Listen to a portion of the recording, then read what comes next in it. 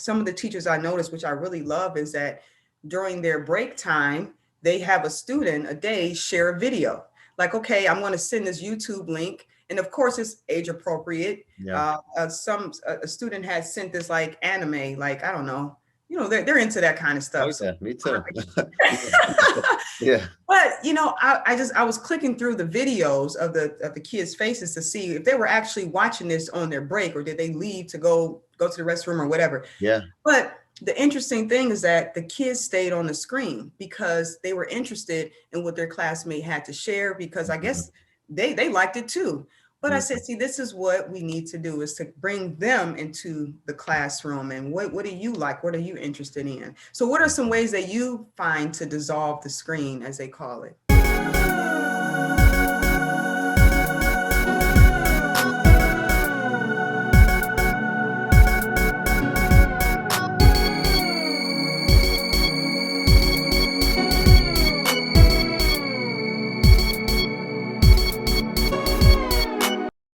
How's it going?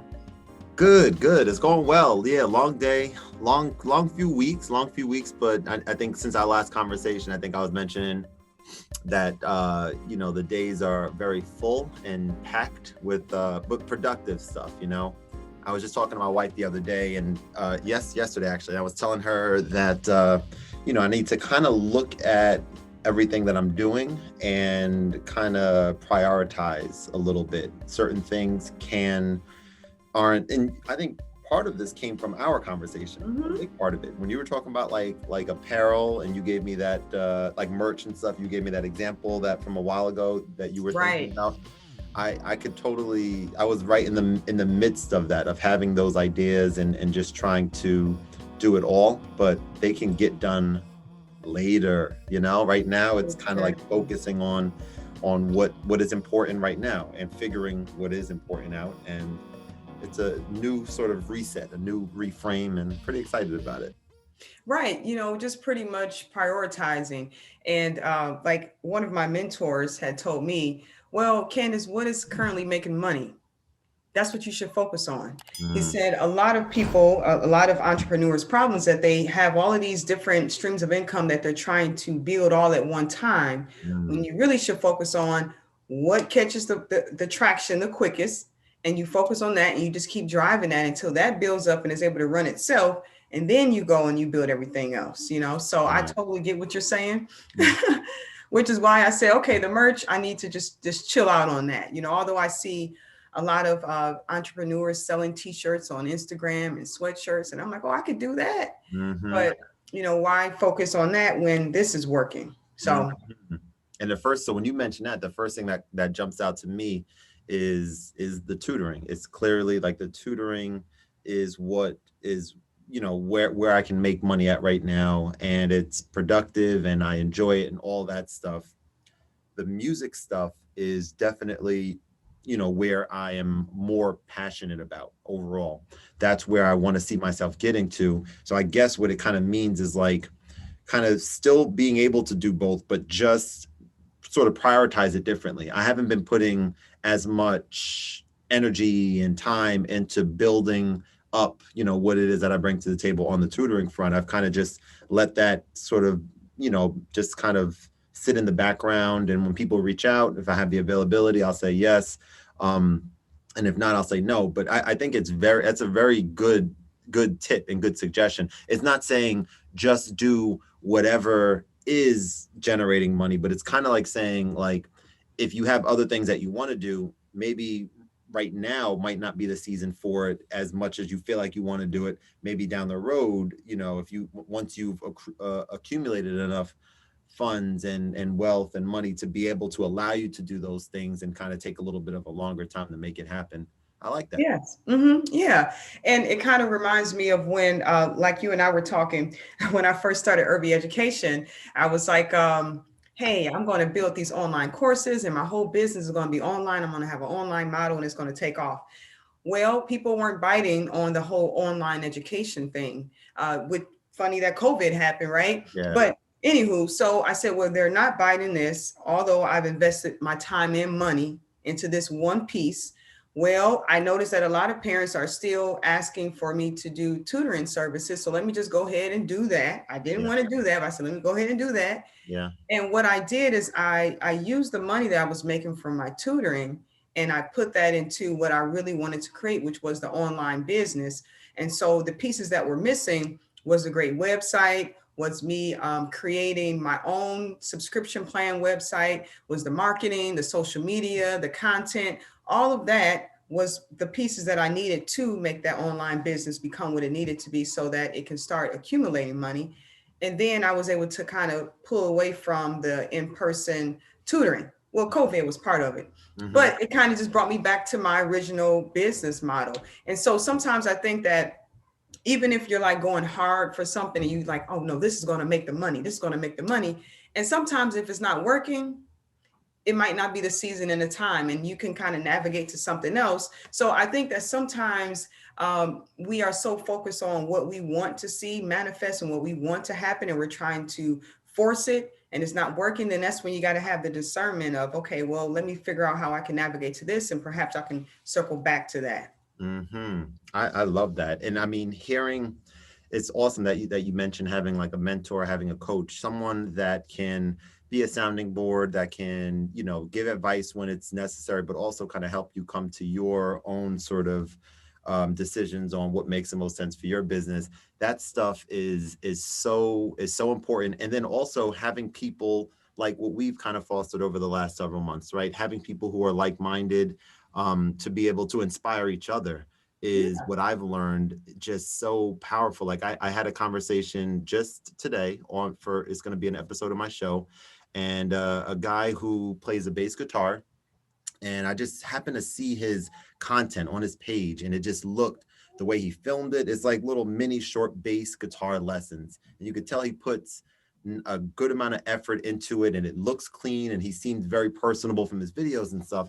So I reached out to this guy a few weeks ago, and I said, hey, my name is Kevin, I saw your content, I play the piano, I'm into music, I love everything about your page, I would love to talk to you on my show. And he was very quick to respond, and we made it happen. After like a couple of weeks, we figured out a date, and that was earlier today. And one of the things that really, really, really resonated with me tremendously, and I'll share it with you now, is that he was talking about how, like, there are people out there that may have a bigger sphere of influence than us, people who we look at what they're doing, they might be doing something similar to us, or it could be something adjacent to us, right? It could be something where maybe it's education related, but not directly, maybe it's indirect, but there's like potential to be able to work and collaborate together. He was saying how, like, on social media, there's a lot of people who do a lot of reaching out and DMing people like this, and they do it in a way where it's pretty clear and obvious that they are trying to get something from the individual, right? Whatever it is. They're trying to use their platform. Hey, would you mind sharing this? Or, what do you think about this beat that I made? Or just whatever the case is. And he was saying how, like, people that do that, oftentimes, as you could imagine, it's not going to usually result in like a fruitful type of relationship. He was given some advice and examples, and then he kind of teed it off with a scenario that worked for him, and that ended up allowing him to work for, as part-time right now, soon to be full-time, a company that he has himself been following, a content creator who started, kind of like where he is now is what he said, the biggest music tutorial for any instrument, and specifically his bass guitar lessons. I forget the name of it exactly. But he basically reached out to this guy and just said, hey, I love your content. He said, and this is the main point, as the long lead Right. up to it. But he said, I love your content. And he said, if there's anything at all that you ever need help with your content, or he led off with that, and he also said he knows what he brings to the table. So, if you ever wanted to help you out, and I'm not looking for any money or anything, I just want to be a part of what it is that you're doing. And he said that specifically because he was saying that, like, everyone kind of needs something. It just because they have a bigger sphere of influence, it doesn't mean that they're all humans, they're all people just like us, and whatever it is that they need, if there's a way for us to like if you specialize in something that they don't even maybe realize that they need, but you propose it, you're like, hey, I think this would be awesome, and not even expecting something back in return. He said that in his case, and he's heard a few other stories that really led to a great relationship that eventually led to him, being able to work. The guy said, hey, I love your page. I love your content. Right. He said, I wouldn't want you doing this for free. Like, I would love to bring you on board. And it kind of just started that type of relationship. And he said that, and it really resonated with me a lot. Like there's a lot of potential for those types of partnerships. We're all kind of content creators. We're all in a similar boat. We're trying to do what we're passionate about and stand out. And collaboration, like what we're doing here today, Right. is like a huge part of it, Yeah, a few things kind of stood out to me. Is one, it's like that concept of 6 degrees of separation. Is that the great thing about social media is that it allows you to have access to people and to network without having to be in person. And Mhm. you're only 6 people away from that opportunity.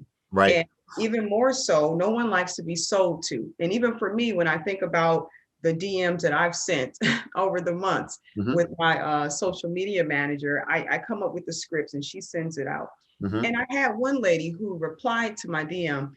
I feel so embarrassed, but she said, first, that's not my name because you have the wrong email address. Secondly, you shouldn't address me like Miss if you don't know that I'm married or not. And she kind of just chewed us up in the email. Mhm. And so I really like kind of after I got out of my feelings, I thought about it. I said, you know what, she's right. One, perhaps we should have done a little bit more research about her. We Mhm. shouldn't just send out this mass DM or message to everyone. We Mhm. need to kind of be a little bit more cognizant on who they are, what we can say. Oh, I admire or I love your work in this area. Read a bio or something, right? Mhm. And then we can kind of get into that other piece, but kind of building more so of an authentic relationship rather than saying, hey, I'm trying to sell something to you or I want you to do this for me. But the reality is this too, and I was told this at a networking event, is that relationships only exist when both parties can benefit.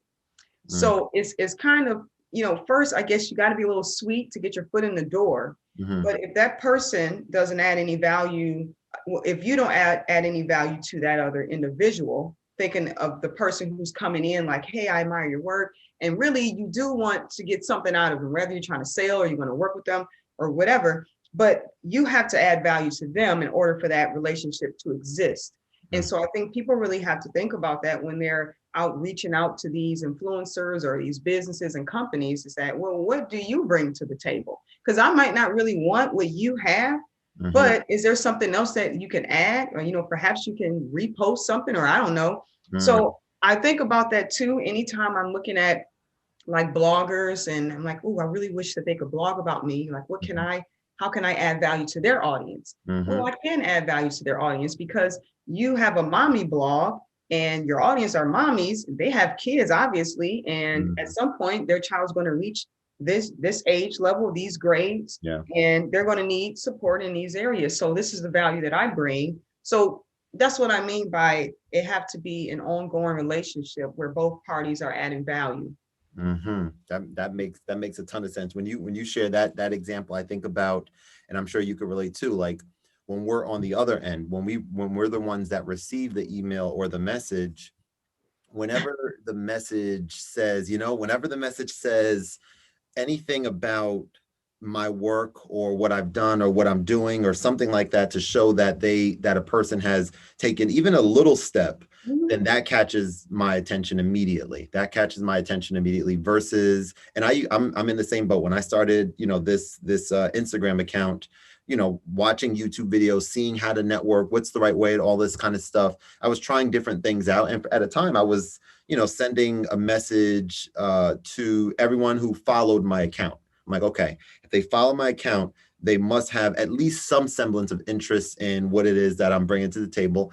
And sure, never looked at the metrics and the numbers, but sure, there were a certain amount of people out of the many people that I sent messages to that we engage in a, conversation with.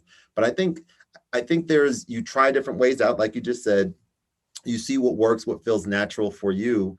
I love the organic, I love the organic way of kind of building the community. Of course, that way is slower. And I love what you just said too about like, and I didn't even think about that, but you said bloggers. So that's like a perfect sort of example of a person who has a community. And Mm-hmm. like if you as an African American person, woman in the education field, if that person, that blogger does not know anyone or have any type of content on their channel related to that, then for sure there's and they look at your content like, wow, this person is not just a random kind of thing. This person is serious about it. She's thorough. The content looks engaging, all that stuff.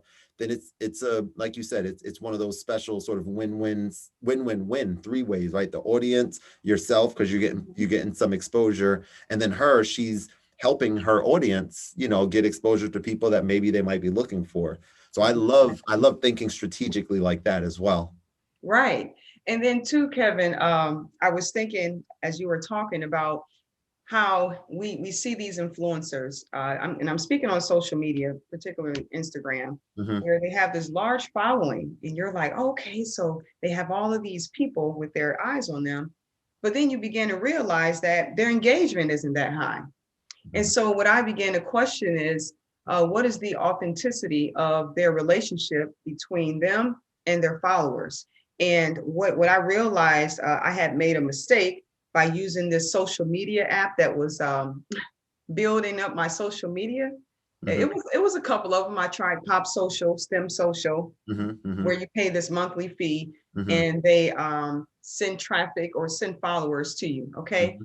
Now, they're not authentic followers because somehow, I don't know how the apps and these things work, Yeah. but you just kind of get these followers and they might not be in your same niche. They might be just random. Yeah. And so now you have this larger following, but they're not your audience. And there's a difference between your audience and followers. Your audience are your people who are going to comment. They're going to engage with your Mm-hmm. content because they value it, because they have an interest in it too. Mm-hmm. Not just some random, I don't know, let's say some Instagram lifestyle lady follows you. Mm-hmm. She's not going to engage in your post because she doesn't have an interest in the piano lessons or the math or anything that you have going on. Yeah. Then they become ghost followers. So they actually bring down your engagement and they bring down your overall content because they're just sitting there. Yeah. And so for the audience out there, those of you who are working on building up your audience and your social media, you just want to be cognizant of ensuring that you create an audience, you know, it's like a fan base rather than just numbers. Mm-hmm. Yeah.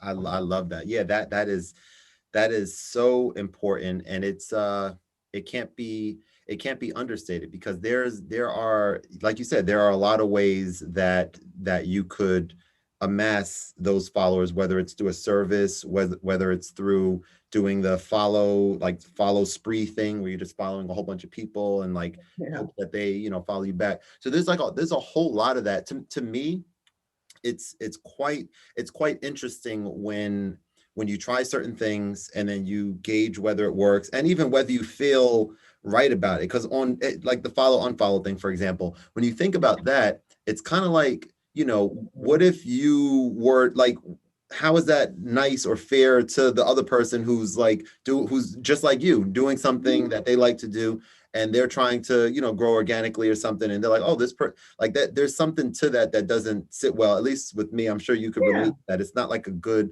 kind of situation. But the flip side, like when I discover things like going to a person who is in your field, right? So someone who's doing things similar to what you're doing.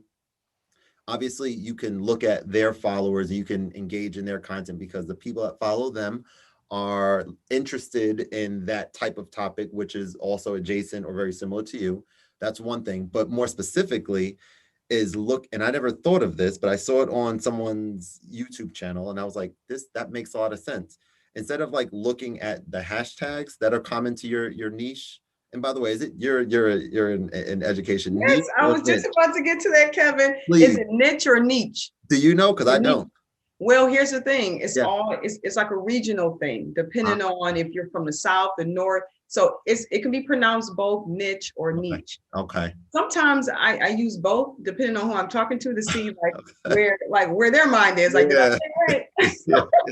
I love that. Yeah, because you said it niche, I think earlier, and then that's Yeah, right. funny. I like that. So, Just and keep it then, honest. yeah, but it's funny, but you can pronounce it both ways though. Either way, okay. Mhm. I Yeah, got to show you this. Let me show you this real quick.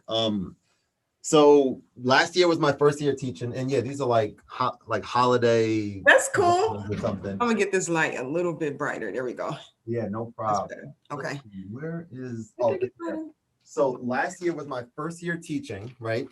And I had fifth through seventh grade that I taught, and of course it was in person, and it was just an amazing experience.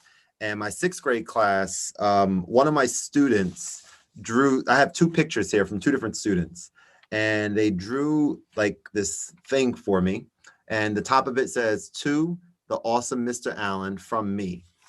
And look at what this is. Let's see if I can get this nice and clear. So this is like a whole bunch of different versions of me doing everything from ballerina to karate to whatever, doing something on the board, to drinking my, wait, where's my finger at? Oh, here. To drinking my green smoothie that I drink in class. I don't even know what this is, like a blue avocado or something. I'm not sure.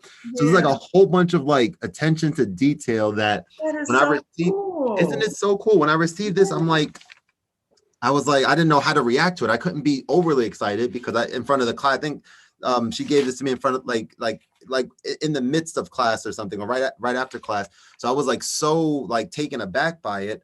But I said, I'm holding on to that. So I'm going to put that for sure somewhere in my office. And then a different student did this one. She like loves hippos. Oh my gosh, that is too cute. Absolutely not. Right. And these are, I guess, my sayings. These are things that I say. There's, again, they all found it fascinating. Like my green smoothie. So it's me drinking green goop. One of them. Can you read some of those for me, Kevin? Yeah, of course. Let me hear some of your sayings. Yeah, we got, let's see here. We have, let's use productive language. That one I've used in class. The green, me drinking my green goop. This one says, I'm happy with it, ... Thanks. I don't know. I don't remember saying that, but clearly, they pick up on things. That's let's come. Oh, this one, let's come up to the board. So let's come instead of just coming. That's like, we're all coming up kind of thing. And then this one I can't read. You come. Oh, you can come see me in study hall, of course. Oh, so how cute is that? I love it. It's so cool. It's one of the things that I've really, when I talk about like the best experiences professionally working, there were highlights, when I worked at Verizon, a few highlights in the 12 years. But last year, in that 1 year, man, if there weren't like 6 or 7, like never forget these type moments, and it's a really special thing. And I really am glad that I made the change. And I'm also excited about making another change, kind of pivoting from the full-time teaching sort of thing and kind of getting more intentional with the things that we talked about, bringing the stuff that I'm working on, like putting it to the next level. And I'm excited about that. It's going to be it's going to be an interesting, year this year, but I'm really looking forward to being able to work with those 15 or so students per week, like one-on-one, like those interactions. I just had, 2 students earlier today. Those are amazing, as you know, like when you connect with a student like that and they look forward to coming and they're learning, it really doesn't get better, And that's the beauty of it all. And since we're sharing, Kevin, let me share something with you real quick. It's right here on my show. Sure. Yep. At my old school, I have on my Black History Month pants. Nice. At my old school, we used to have this thing that was called Student Book Treasures. And what it was that students in the class would build a classroom book, or they can build their own individual books, and we ship it off to the company, and then they send us a hard copy of our book with our own illustrations and everything. What? So cool. Isn't that cool, right? Yeah. So this one is entitled When I Grow Up, in Mrs. Williams' 4th grade class. And I think that this was in 2015, I believe. But one of my students, William, he did the illustration for the first. But what's so cool about the book is that each student illustrated their own picture, and then they wrote a story, and we would come up with the title of Mm-hmm. what we wanted it to be of when I grow up. Mm-hmm. And that was one year. And then I have this other one here. Wow. And this was, check out that date, Kevin. Can you see that date? 2010, 11. Oh yeah, 2010, 11. Yep. Okay. Mhm. Wow. Many years. Yeah. Yeah. Wow. And my maiden name, Reese, Mrs. Reese. So this Nice. was my first year teaching. And this book Wow. is really special to me because my students well, now they are seniors in high school. Wow. Yep. So looking back at some of these, it's like, wow, I remember when they were just little babies.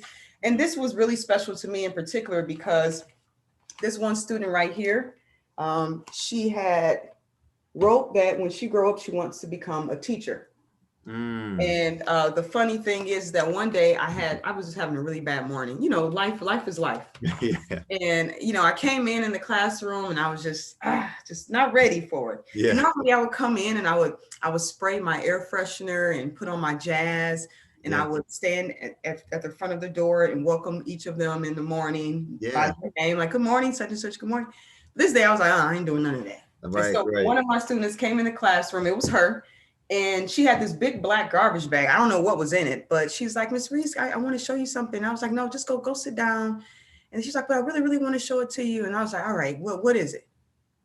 And in that moment, I was feeling like I don't want to be here.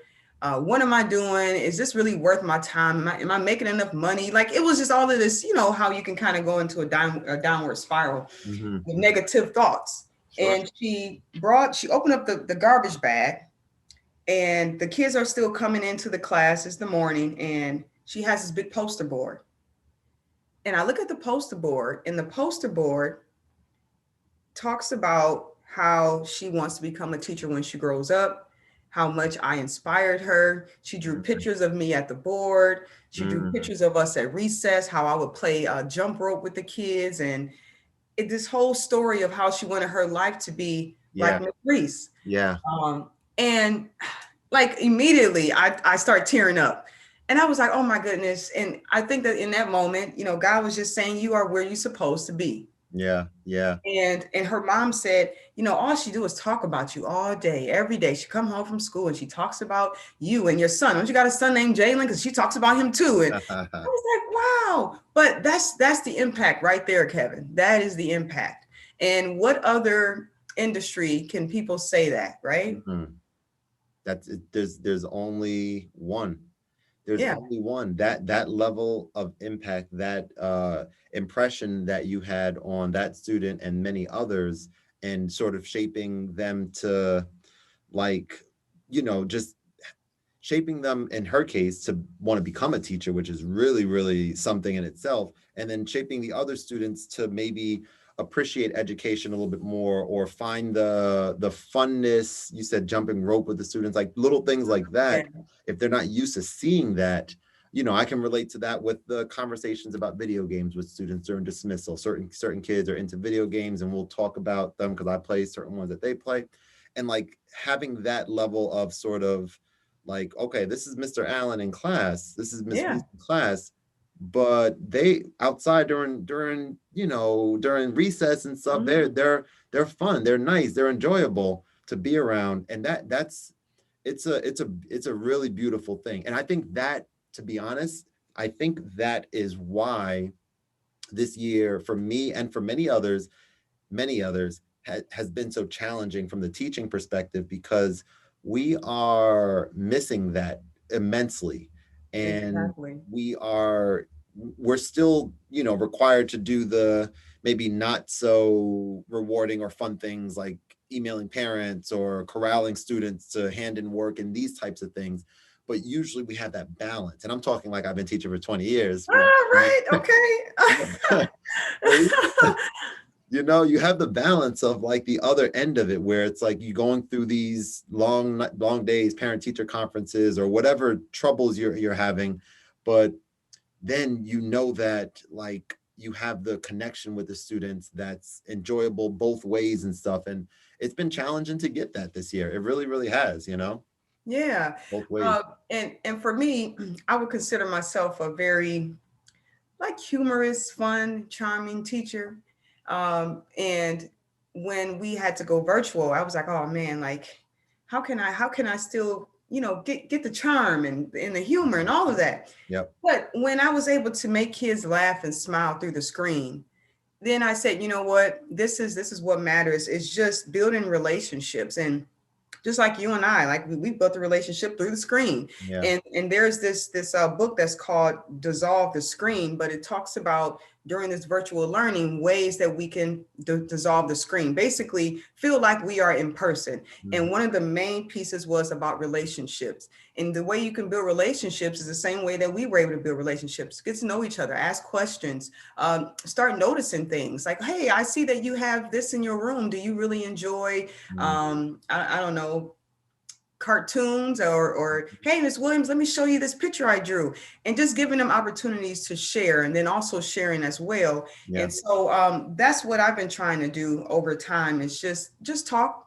Yeah. with them, or I might do a little compliment like, oh, I see your braids, those braids are really cute, Yeah. and then they're like, oh, you notice my braids, I see Yeah. them, like Yeah. I Yeah. see you. And I Right. think that that's the piece that is getting lost, is that teachers at times are kind of just teaching and kind of just going through the motions about this whole virtual learning, where kids do feel invisible, just like Mhm. they do in the classroom, but it's even worse. So just kind of giving compliments, acknowledging, calling them by their name, giving them opportunities to have sharing time. Like some of the teachers I noticed, which I really love, is that during their break time, they have a student a day share a video.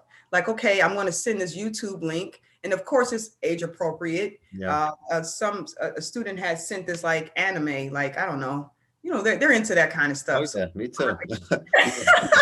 Yeah. but I was clicking through the videos of the kids' faces to see if they were actually watching this on their break, or did they leave to go to the restroom or whatever. Yeah. But the interesting thing is that the kids stayed on the screen because they were interested in what their classmate had to share, because I Mhm. guess they liked it too.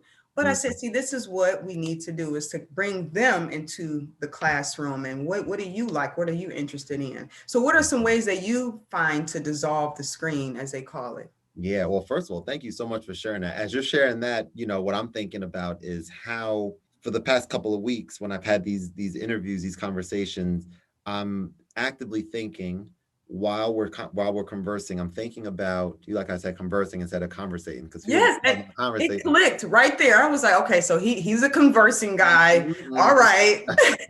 A little something, nothing too crazy, But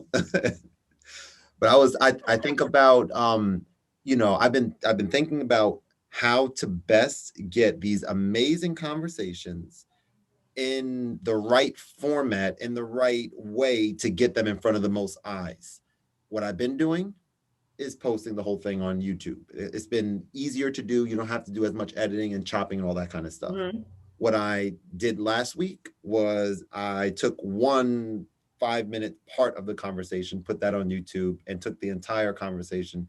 And I'm going to bank that as part of like my podcast. And I also have that on my website. If you want to see the whole thing, go to the website, you can see it. But if you just want to see a little bit, here it is there. Now I'm thinking about even taking that a step further, like what you were just talking about just now. I was listening to everything you said, but prior to you, right when you started saying it, I'm like, this is a bite. This is a sound bite. This is a special moment that I'm kind of expecting that's going to happen there. So it lived up to my expectation. It was really good. That was really great advice. And I'm in the same exact boat. The first several months of school have been a drag for me teaching. Yeah. I've liked the fact that, okay, there's no commute for a little while like that. Now it's like sometimes, driving, listening to music, You turning up miss the that, volume right? a little Yeah. Like bit. my turn up music. I don't get that anymore. Exactly. Exactly. I love that. So that's one thing. And then, like I said earlier, the interacting with the students, it's been, I haven't been putting in, I guess I was just kind of going through the motions, like you just mentioned.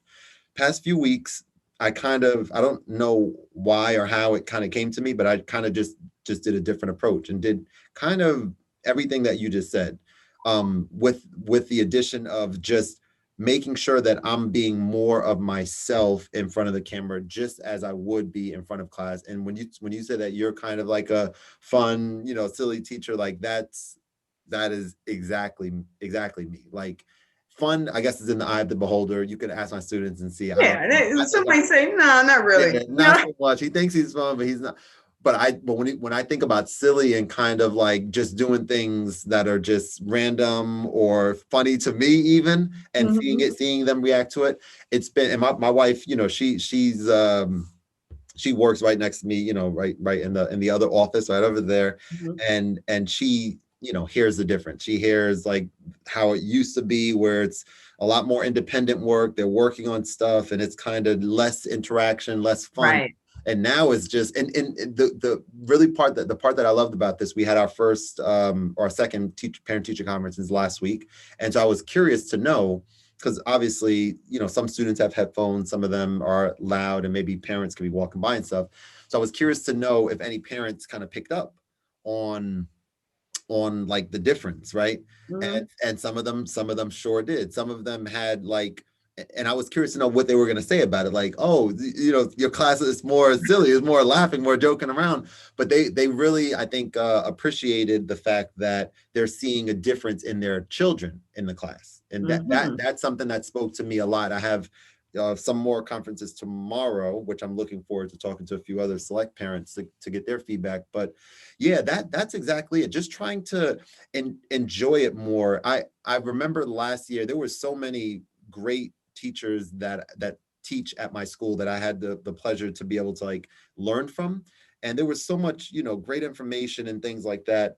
But maybe one of the most important things is like how receptive kids are, and if you are genuine in class and you genuinely do care about your students, they will know that, and they will be able to feel that, and they'll reciprocate it almost always. Even for me, at least, even like the trouble students, like I was still able to like to work with them. And some of the things that I absolutely loved last year were when students were acting up and there was something that happened, right? Whether they're doing something that they know they shouldn't be doing or whatever. I loved calling them to my desk, and sometimes, most of the times, talking to them right there, sometimes having to bring them out into the hallway. But I kind of, without any experience, I've never really dealt with this type of thing ever before. How do I deal with, this conversation? But I just loved the fact that I was able to just think about how I would want to be spoken to in this manner, Mhm. right? With respect, with but also no, like putting them in a position where they understand that I'm not okay with what you just did, but I'm not gonna sit here and make you feel terrible about it because you're a kid and I was there too, kind of thing, right? And what I saw throughout the course of the year was like just it worked, how well it worked with the students that I kind of had that type of technique with. And it was very rewarding. It was very rewarding to see that. Right. Yeah. Right. And relationships transform lives in the way that kids view education. And not to toot my own horn, but I did win classroom management of the year 1 year. Wow, And nice. yeah, right. Thank you. Wait, So what is that? Classroom management? management of the year. Ah, very Mhm. nice, very Yeah. nice. So my principal was like, you just have such a great way at building relationships. You don't even have to yell at your students. Like you could talk to them in this tone right here, just like Mhm. this, and they'll get it. Yeah. But it was a respect thing, though. And the reason why I had so much respect, they didn't fear me, Hmm. but they respected me and they didn't want to let me down because I gave the same respect to them. Yep. The way I would talk to them. And oftentimes when, let's say, Tommy just got out of his seat. Okay. So, Tommy, what are you doing? So it's like the three questions. What are you doing? Oh, I just got out of my seat. Okay. What are you supposed to be doing? Oh, I'm supposed to be doing my work. Okay. So what do you think you should do? So first you're going to admit, you're going to take accountability because I'm going to ask you a simple question. What are you doing? You can't lie and say what you're doing because it's obvious what you're doing, right? Yeah. And then, well, now let's go to what are you supposed to be doing? Now I'm bringing you back to what was a task at hand. And now we're going to go into, okay, now what are you are now, so what are you going to do about it? Mm-hmm. What are you going to do next? Or what do you think you should do next? Mm-hmm. So right there, that's automatically putting the accountability into the child's hands, having them admit to what they're doing wrong, then having and taking them through that process of, okay, I'm doing this. I'm supposed to be doing this. All right, so let me go ahead and do this. Mm-hmm. We're done. So go do it, you know? Right. That's Yeah. So is that a technique that you learned early on, later on? I learned that technique from, sorry, that's my printer. Okay. I learned that technique from one of our professional developments, I think. Okay, good. And Yeah. you know, for how professional developments are, you're kind of like, rah, rah, rah, but Mhm. you might take a little gem here and there. Yeah, And I was sure. like, okay, I like that. That's easy. Sure. 3 questions. We'll see if it works. Yep. And it works. Yeah. Man, really very much enjoy talking about these things, about education, about teaching, about experiences, things that work, things that didn't. It's kind of therapeutic in a way, and reminiscent of the good old days when we were able Right. to, Yeah. to really be there physically, with the students. So what kind of kid were you, Kevin, when you were a kid in class? That's a great question. Yeah. Let's see. So I was like a normal, a middle of the road, middle of the pack kid. So I wasn't someone who was a troublemaker or who was like doing things bad in class. I was definitely silly. So I was definitely someone who joked around a lot, sort of like younger days, and even into high school, like class clown type of a thing. In terms of academics, I remember, so we moved to Piscataway, New Jersey to start 6th grade. Prior to that, I lived in New York. So when we started 6th grade, I was in middle school, starting a new school. And I was in like the middle math class. Maybe they probably just, I guess, put me there. I don't think I took a test or anything like that. But I remember that summer, 6th into 7th grade. In 7th grade, I moved into honors math. And I remember, it had something to do, I guess, with the placement test. And from that point forward is like where I found my footing, like, oh, I understand this stuff. I'm good at this stuff. Like, and I'm excited about math and stuff. So from then on, I think I kind of like took academics a lot more seriously from 7th grade onward through high school. And then obviously with engineering and stuff like that in college. So definitely, yeah, silly kid, middle of the pack, and kind of started realizing the importance of education a little bit later. How about yourself?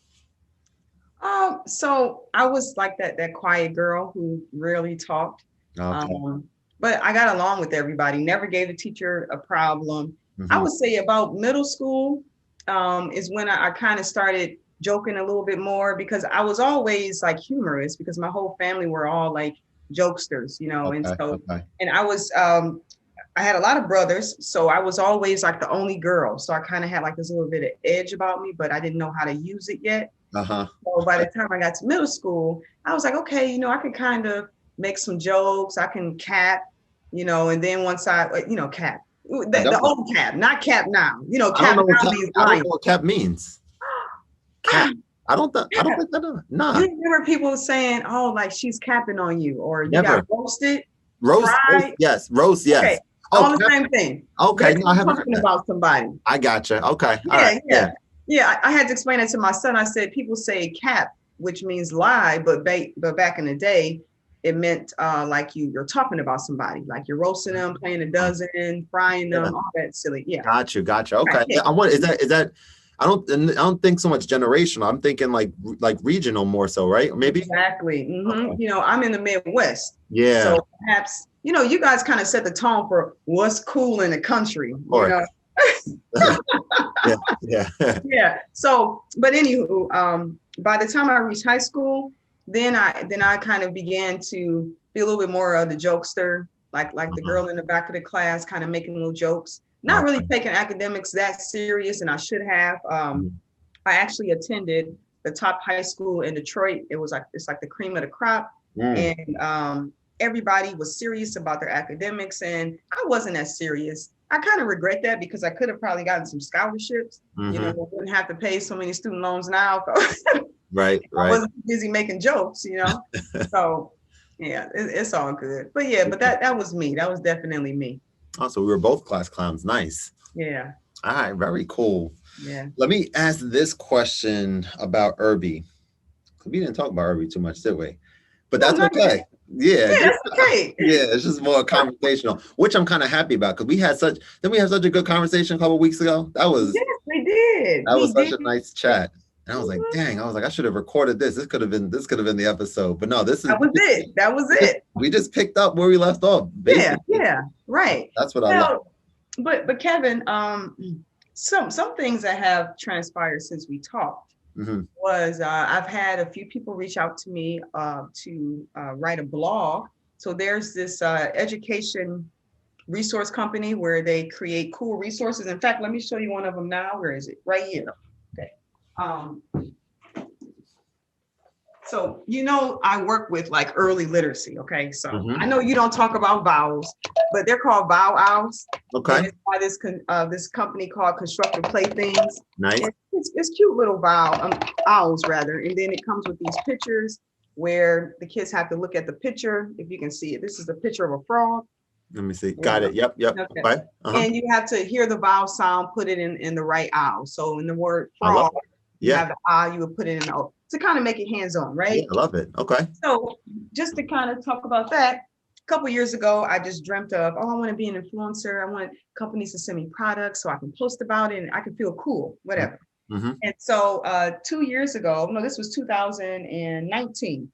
They that was my first like a collaboration. I feel good about it. They sent me their owls for free and I made a post and whatnot. Yeah, yeah. And so and I keep using them because I like them and I make a lot of posts about them. And I tag them, right? And that's important. Tag these companies. Yeah. Catch their eye. Yeah. And so then they happened to send me a message this week and they were like, hey, we want you to actually be featured in our blog. And our blog have over 60,000. I think they said that they're reaching 60,000 to 70,000 parents. Wow. And we want you to write a blog about early literacy, especially since next month is National Literacy Month. They also call it National Reading Month.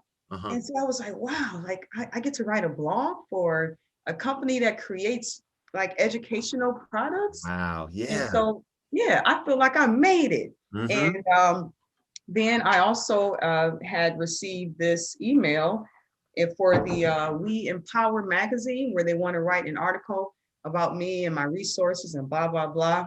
And so I said, okay. But the goal, like we talked about before, Kevin, I said, I just need to find a way to increase my visibility. Like I'm on social media, that's cool and all. And I just wanted to find a way to be able to get into the blogs, maybe magazines, newspaper. I need some press, like Cardi B said, right? Yeah. And so it's starting to happen. So I'm excited about it. That is, as you're sharing that, there's like a feeling of just absolute genuine excitement. Like whenever I hear success stories like that and things that someone that I care about and someone that I'm close with is like a step closer to their goals, like and specifically when it has to do with entrepreneurship, because it's relatable. It's such a amazing feeling, and I love hearing about that. It's inspiring to say, oh, it's happening to someone, someone doing something, similar to what I'm doing. Or it doesn't even need to be similar, just another entrepreneur. Yeah. And I just, it's that's such exciting news. I want to read the blog. I want to see what you're talking about. So when is that expecting to come out? Is that down the road sometime, or are you currently working? Well, I believe March. So they're looking for this to be in their blog for National Reading Month. And they just sent me a message just to follow up, like, hey, we need you to fill out this affiliate form. You got to fill out these forms and whatnot. Yeah. And then from there, I'm going to write the blog, and they want to send me some more free products. And honestly, it was fun at first to receive the free products. Like, okay, this is pretty cool. I feel cool. And then there's this one company called Really Good Stuff, and they have really good stuff because it's they have really good stuff. They better, right? Right. Really better stuff. But they have all of these classroom hands-on activities, reading, math, like all of that. And they send new products like every month, but they send a big box of it. And it's like, I don't have enough time to create content for each and every one, because Mm-hmm. I'm not like a photo person, like just take a picture with the book or the thing, like, like how some of the Mm-hmm. influencers do. I feel like that's a little boring, that's not giving the product enough Sure. oomph. So, Sure. I like to create videos about it. And Sure. then I'm like, wait a minute, I'm not really making much money off of this. You can put the link in your bio and they can click the link and you can make sales, but it took for me to see that I had ran an ad. I boosted a post. I didn't run an ad. I boosted a post. Mm-hmm. I posted this cool video with a product, and I boosted the post to get more visibility. And I included my affiliate link. Like if you click on this link, then I get to profit off of the Right. sales. Right. And the link had, like, I don't know, 30 something clicks, Mm-hmm. but it sold like $179 worth of products, Mm-hmm. whatever that thing was. Mm-hmm. And I think I received like $5 or something like that. And I was Mm-hmm. like, I don't think that this is worth it. But then I thought, well, hey, it is free products. And that's something that, after a while, you have to make that decision as an aspiring influencer, or, you're coming up in the influencer Mm-hmm. space, is that, okay, do I want free products and to promote their products, and they're going to make all of this money off of the sales? Is it really worth it? Like, let's say if it's a $20 product, all right? So, yep, you sent me a free $20 product. Mm-hmm. But by me, making this post, you probably made about, let's say, $300 off of it. And would I get a $20 free product? Mm-hmm. So then this is when you start getting into, no, I need to have money. I want to be paid for this. Mm-hmm. So Yep. trying to ensure that I'm not selling myself short, but I'm Yeah. also not missing out on the opportunity to receive the free products. That's great. That's a great thought process that you had there. It's like you had a thought about how amazing it would be if blah blah blah blah blah way Mm-hmm. back when, and then it happens, and then you kind of realize like what exactly does that mean? Like the new product, depending on what it is, like you said, opening it up, learning how to use it, depending on if it's most of the time, hopefully, I guess that type of thing, not a high learning curve kind of thing. Right. I'm thinking about myself and like and music apps and things like that Mm-hmm. that take Yeah. time to learn a new way of doing stuff. And it's a great point. It's a great point of like putting yourself in a position where you are making the best educated decision for yourself. And sometimes you don't know what that is right then and there. It takes, like you said, it take a little while to kind of see how things play out. And then you're like, I spent a lot of time doing this and it brought me back, a small amount, for example. And like you said, when you watch, like I watch other influencers who do a not a whole lot, but a decent amount. I think that the people that do exclusive, product placement versus people who do some amount of like their own videos or education videos or whatever the content that they're creating, and then every so often there's something that's a sponsored type of a thing. Right. I think for me personally, I guess that kind of feels, more organic and feels like, okay, I can kind of buy in potentially to what it is they're sharing. But on the same token, I don't know, maybe you let me know if you feel the same way about this.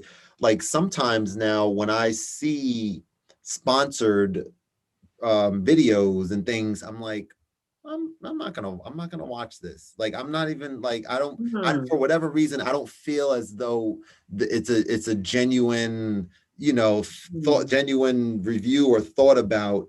And it depends. It's not across the board. There's like certain times, certain ways people, like one guy always says on his videos, he's like, and as always, so and so sent this product. I did pay some of my own money for it at a discounted rate. And they said most of the channel is funded by viewers like you supporting Patreon, and blah blah blah, that kind of thing. And Right. this particular one I'm thinking about, like it's always very thorough. It's not like biased or anything, but I've seen some on the other side as well. And I think people are very easy to like, it's easy to detect if someone's genuine, right? In the video, you look at the comments and you seeing a lot of thumb downs, people like saying things underneath. It's like, and then you watch, like, all right, I see what's going on here, Yeah. You're a comment reader too. Oh Like yeah, the action is in the comments, isn't it? it is. It really is. It's so much so in the comments that I had to learn. I put not so much, a decent amount of time and energy into my descriptions for my videos. And Mm-hmm. I've learned, my wife and many other people, and it's kind of YouTube's fault. If you look at any YouTube video, like the description line, you can see like the first line there. And on mobile, there's only like a tiny little triangle that if you don't know to click there, that's the only way that you can see the full description. So I'm Uh-huh. sitting there spending time, writing all this stuff. And like I would say probably 98 or 95% of the people are not even looking at all at the description. They will look at the comments, which is why you see a lot of people put a description, but then they do put a comment on their own video right away, because that's where people are Right. scrolling right to. So it's like, tricks of the trade and kind of learning as Yeah. you go and stuff. That and that's totally true. Even with Instagram, right? Mm-hmm. It's like, okay, yeah, I gotta hit them hard with these little, I don't know, Instagram give you like 2 to 3 lines. Like Yeah. I gotta sell them in this 2 to 3 lines because who's gonna read this long post? I'm telling you, if I see someone's Instagram post or YouTube video, I'm like, listen, tell me what I need to know within this little space that they're gonna let me view. Because I'm Mm-hmm. not gonna click and read all of that. Mm-hmm. But going back to the affiliate links and sponsors and all of that stuff, or whatever you want to call it, Mm-hmm. I do get what you're saying, right? But I only feel like that if it's out of their niche. Right? Nice. So this is why when I'm working with companies, if it's not about reading, literacy, some kind of hands-on activity, something that you can use in a classroom for like a reading center, I'm not going to post it. Like, so don't send me anything about math. Don't send me Mm-hmm. anything about science. I'm not on STEM, no social studies, Right. none of that. Right. I'm focused on this right here. Until I wish it was over here. I would show it to you. I received these free earbuds though, and there were some good earbuds. And I Okay. was like, oh, like I gotta have these. And so Nice. when I made that post, Yeah. I was Yeah. like, I don't know what my audience is gonna say, and are they gonna click on the link or whatnot? Yeah. Because with these companies, you gotta, okay, we want you to make 3 posts and then you gotta tag this or you gotta put this hashtag.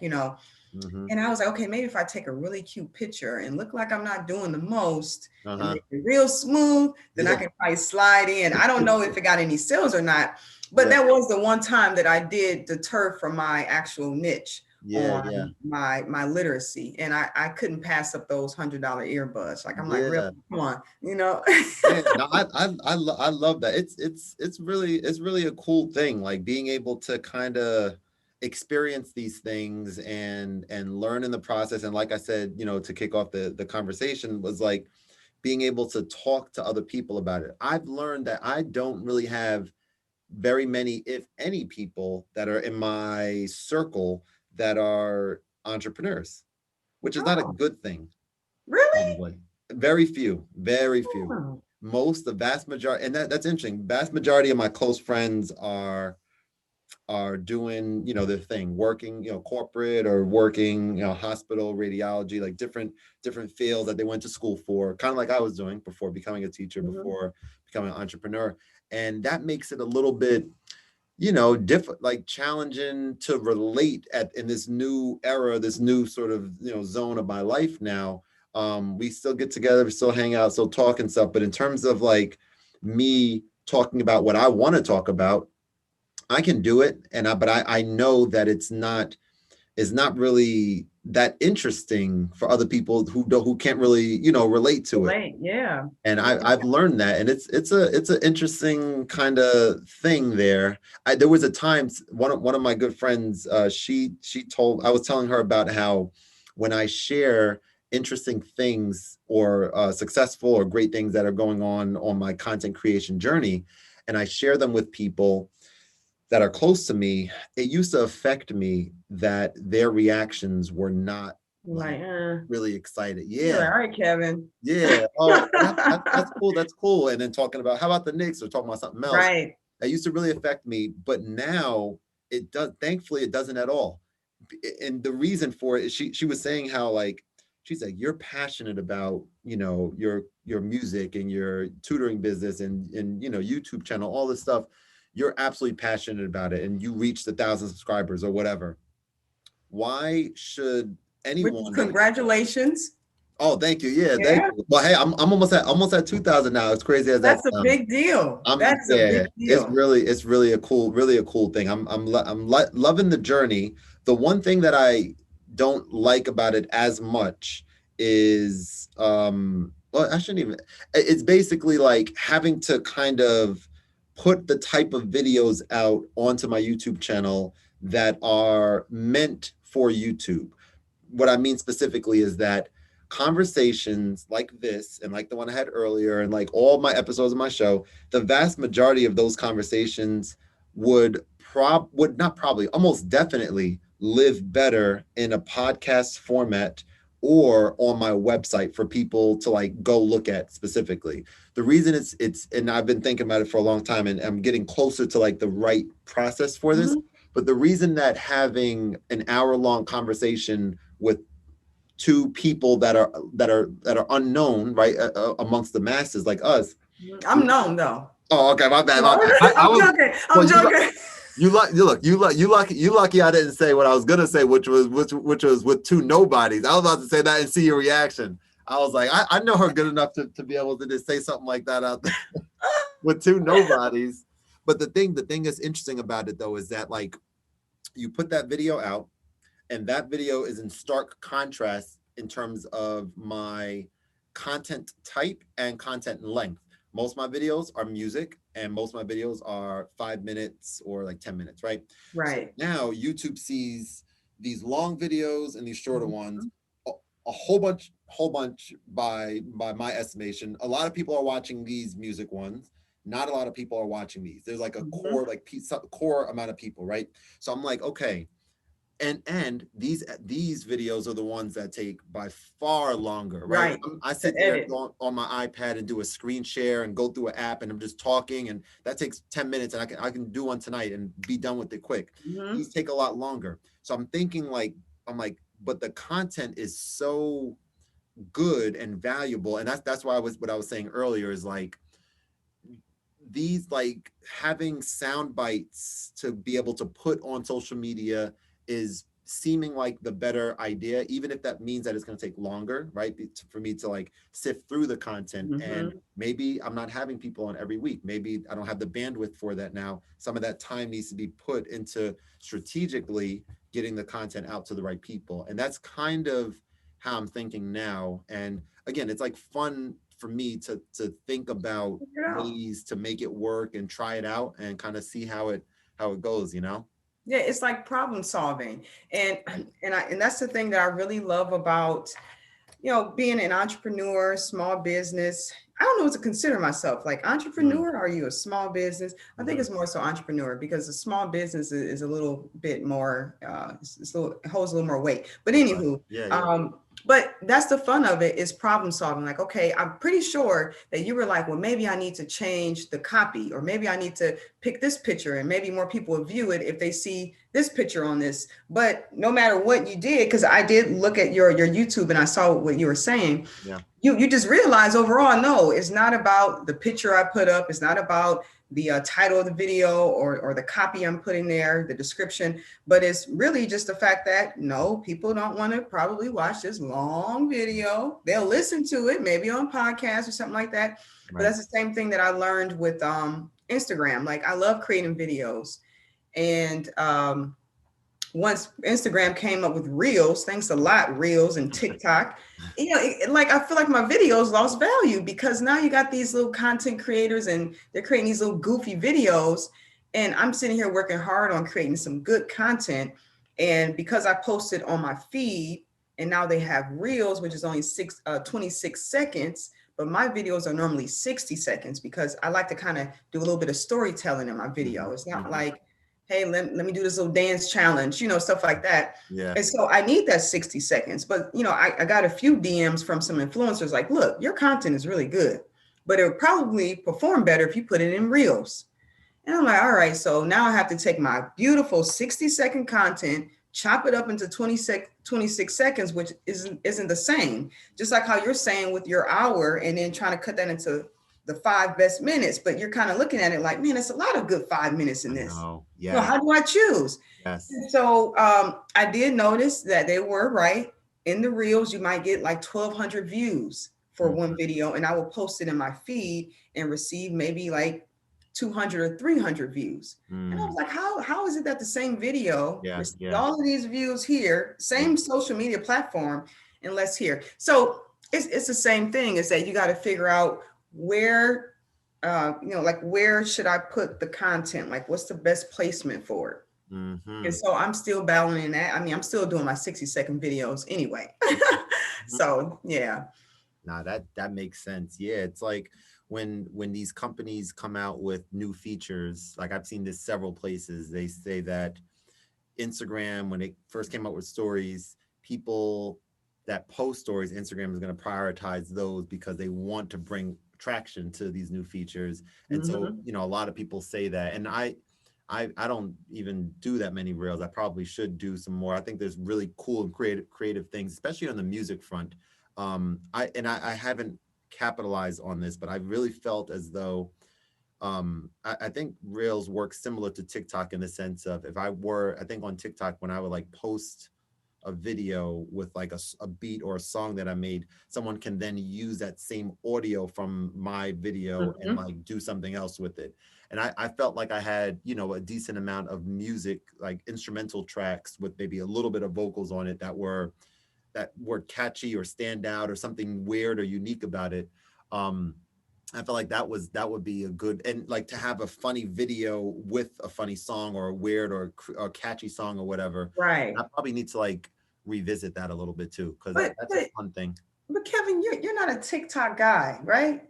And that's the part that, like, you have way more substance than that. And Hmm. and I think that that's what frustrates a lot of content creators, is that so you have these great instrumental beats, Hmm. but would it perhaps get lost in the world of TikTok because they're doing all this goofy stuff? So now you got to take this great instrumental beat and make it to what people are doing on there, which is not really what you're trying to do, but you're trying to take your content and fit it into this platform. Hmm. But I think though you should try Reels, because your content would probably be very fire in Mm. Reels. That's a great idea, actually. I'm Yeah. definitely going to do that. Spend a little time, like, and having fun with it, having fun, like thinking of something unique or creative. And again, it's like it's a fun journey trying things out, and like trying. And this is the other thing too, is like trying to find, like, try to remove some of those things, that like those habits that we do. I don't know if you watched the Social Dilemma documentary on Netflix or heard of it. No. No, that one was it was Social pretty dilemma. wild. It was about social media and stuff, and about uh, how influential it is in our lives. And there was a whole bunch of things in there. But one of the many things that they talked about was like the the motion of gambling, pulling down a slot Hmm. machine and Hmm. and hoping something good happens.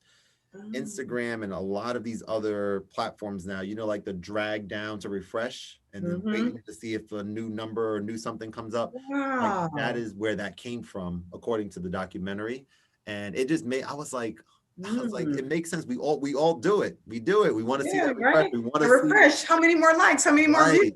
Right. Now, I did know the correlation between, I don't know if you would consider it gamification, like, because with the casinos and gambling is kind of the same with this whole, I want to receive something good out of what I'm doing type of Uh-huh. thing. I forgot the technical name for it, Uh-huh. but the whole idea of looking at your page constantly and hoping for the likes to receive that positive feedback and to feel good about yourself. So if I'm on a slot machine and I'm ding, ding, ding, ding, and then the fact that the dollars are spinning and the lights are blinking is giving me just enough to keep going. The Mm. same as with social media, where they have all of this stuff and there's so much stimulus, and then you have the trying to check for the likes and the views and the comments. It's the same thing. Like I'm going to keep going until I get to something that makes me feel good, Mm-hmm. So believe me, I know for sure. Relatable. Yeah, yeah, You it get is. let down. How does that let down feel though? With the letdown of not getting, oh, it's the worst. It's like, Painful. no, it's like, no, no. And it's it's Yeah. it's like knowing something about it. And that's another thing too, like thinking about, um it has to do with social media and just technology in general, but like having some period, and I don't do this yet. I need to practice what I preach. I've done it before, but like having your phone not on you 24/7. It's on us 24. Well, me, I can't speak for everyone, but like having it like not here, but like in my room, in the nightstand for like 2 hours out of the day or 1 hour, whatever it is, where you can't check everything because it's not with you. And you and like I think about when I like when the weather's nice, I'm playing basketball or something, or doing anything that I can't have my phone with me like explicitly, and thinking about how much of a release and how fun and how, carefree that is, skiing or basketball or anything like that, where it just can't be with you the whole time. Um, I think there's something to that. And I Yeah, need to follow through with that, I think. it is. And you know what? I just saw something on the news about that. Is Mm, that with the pandemic, mhm, with the social media, the pandemic, and your phone, it is kind of adding more anxiety and stress into your daily life. And mhm, so, what they suggest that you do is perhaps at night, don't charge your phone right next to your bed or on your nightstand or your dresser. mhm, You have to charge it outside of your room. mhm. That's how you can unplug, because you have those moments where you're trying to fall asleep and you're like, you know, let me just go ahead and just check on my Mhm. social media. Or let me just Oh check this yeah. email. Let me just swipe. Next, you swipe, swipe, swipe. You look up and it's like 2 hours later. Yeah, yeah. The other thing is to set a some type of timer. They were saying like there's apps for that Mhm. where you can say, okay, I will only spend 15 minutes on Instagram. And once my 15 minutes is up, a timer is going to go off on my phone, and maybe it might lock me out of my account or whatever. But what this is showing is just how addictive Mm, and yeah. problematic this whole cell phone and social media is. And I don't think it's just social media. I just think it's the fact that you have this access to the internet and the world just right there. Right So there. who wouldn't want that, you know? Right, right, right. Yeah. Man, that's huge. And I think it's all up to us, as individuals, to understand the importance, and to understand that it's not going to be easy to be able to detach, that type of way, but it is extremely necessary. And it doesn't mean, like, for people like us that are entrepreneurs slash small businesses, it doesn't mean that we're like, going cold turkey, which I did do for a few weeks after watching the documentary. I like that night, I was like, I'm done for a little while. So I deleted, and that was another thing, deleting some of the social media from the phone, from the thing that's always on you, and being able to check my Facebook or check whatever only when I'm at the computer. Oh, That was a thing okay. that really did work for me, especially on YouTube. Was probably worse than Instagram for me, Yeah, checking the subscriber count and looking at, waiting for comments and things like that. I've gotten much better at that. But that was a thing where I knew that it wasn't good that I was checking it as often as I was. And watching reviews and thinking about it and stuff. I'm like, all right, let me just get rid of this from my phone. And kind of worked, but then revert back to it. And then you kind of just, so you have to figure out something that works and kind of stick to it, I guess.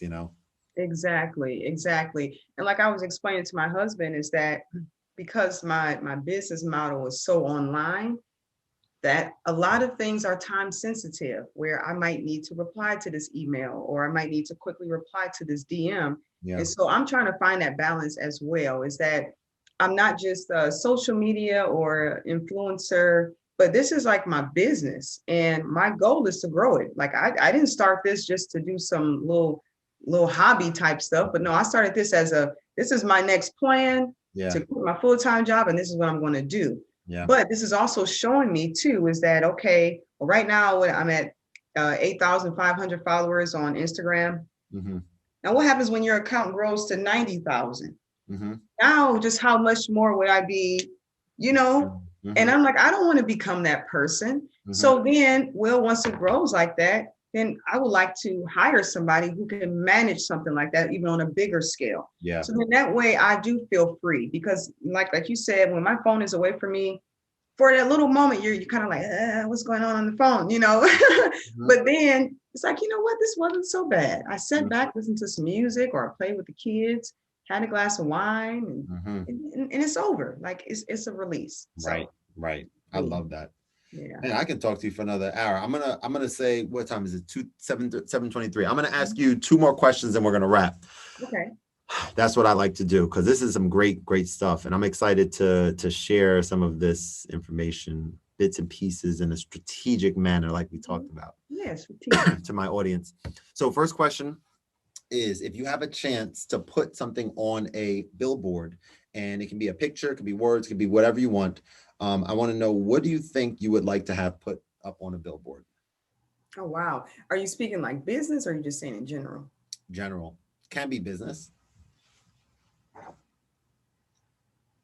Ah, man. Okay. All right. So many messages just popped up, but I'm just going to throw out what came to my mind. Okay.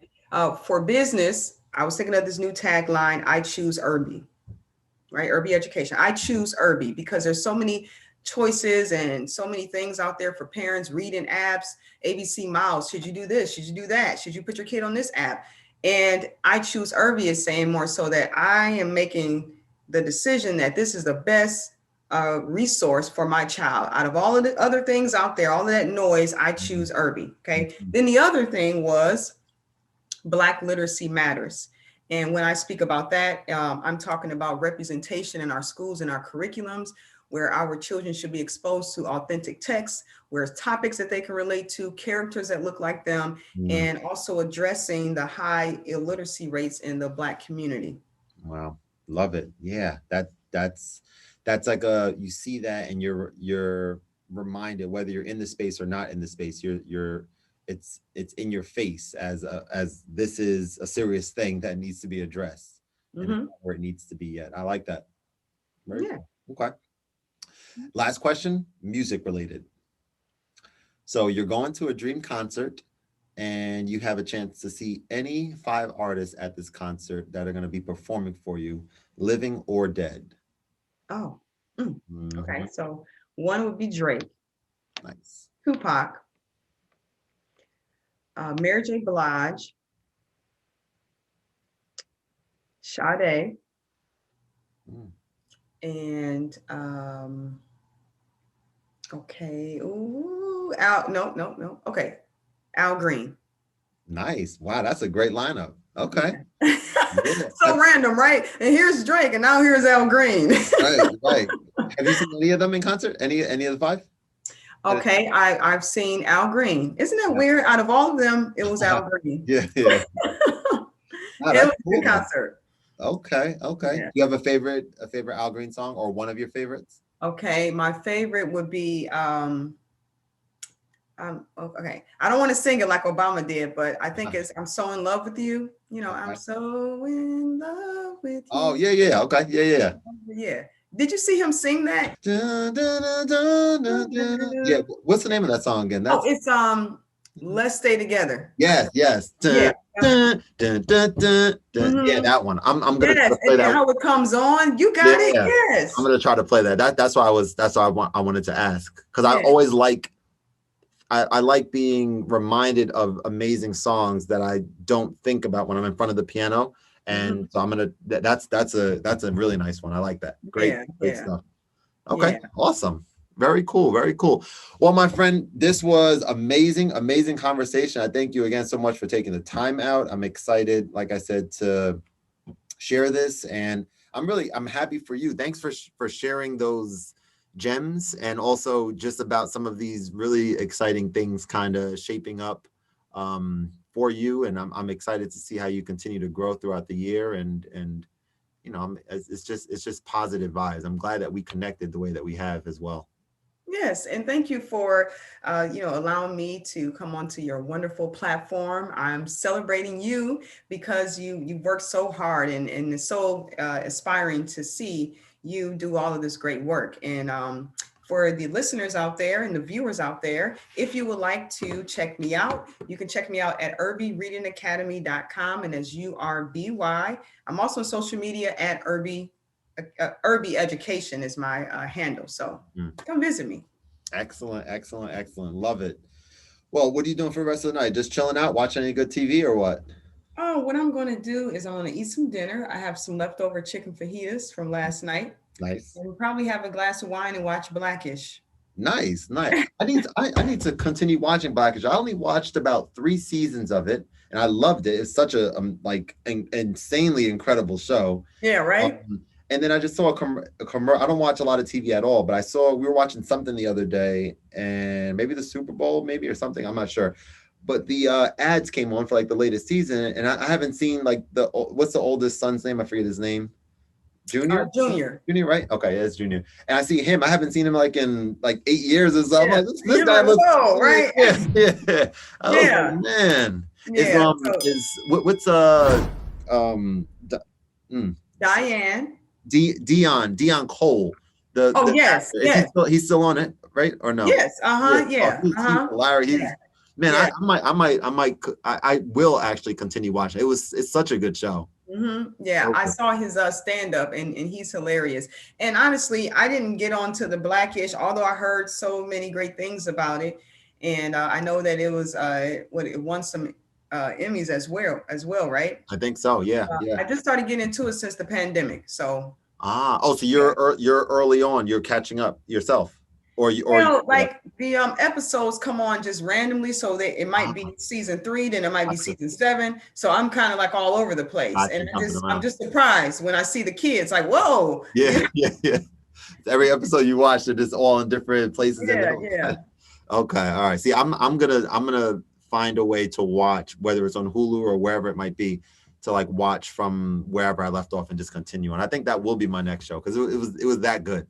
Yeah, And it it's a was good it show. was educational too. They had episodes that were really spoke to us and that type of thing too, which is really nice. Exactly, exactly. And it's a time that I like to watch with my oldest son. He's in 6th grade.